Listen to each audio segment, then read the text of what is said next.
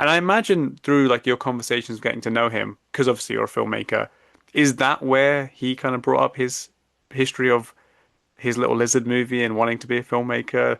Is that where that got discovered? Because honestly, I thought that was just hilarious. And Brat's obviously having a ball when he's just rewatching the movie. He is. He is. Well, he does. If I'm not mistaken, I think he did mention the lizard movie in his book, I and think it he was did actually, yeah. probably no more than maybe parts of a paragraph where Mhm. he didn't really quite know what to do with himself, and he went to university and decided to major in film, and then one thing leads to another, and then I'm reading the paragraph and I'm thinking to myself, he made a movie? I said, uh, that would be amazing if we could find it. And when I first called him and asked him about it, he knew that it had been saved somewhere, but he didn't know where it was. He had no idea where it was. And one of his buddies, who ended up being the guy in the car, there's a scene Oh, where he's in the real car and he's like yelling and screaming, and that was one of his friends who helped him do it. And as it turns out, he had a copy of what they had done. It was on 8 millimeter film, oh wow. which we ended up getting transferred. And I mean, I can't tell you, how many nights I was up thinking, oh Jesus, hopefully when they get this thing transferred. I said, you're envisioning all these crazy things, and when I saw the transfer, I was like, oh my goodness, this is 1,000 times better than I thought it was going to be.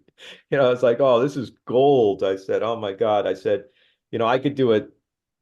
This could be the best possible portrayal of Bret Hart, ever, or it could be okay, or whatever it's going to be. That no matter how I go about doing this thing, at the end of the day, people with the first two or three things people are going to talk about is this damn lizard. Like I knew that the lizard thing was going to be something that people were always going to talk about. Yeah. Sure enough, I'm like talking to Jim Cornette, and I'm talking to this one and that one about the film after it came out, and all everyone wanted to talk about was this film that Brett had done on this lizard.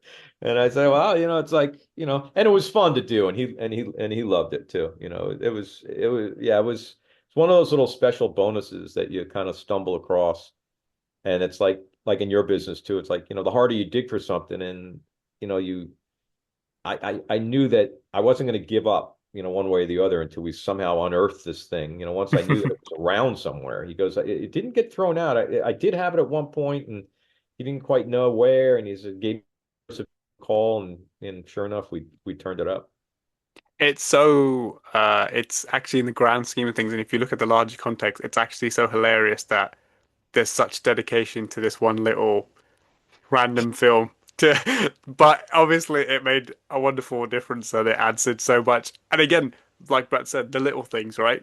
And that's what makes this, I think, Yeah. again, the definitive story because you literally got all the layers of Brett, and it was just, yeah, it was brilliant. It was so good.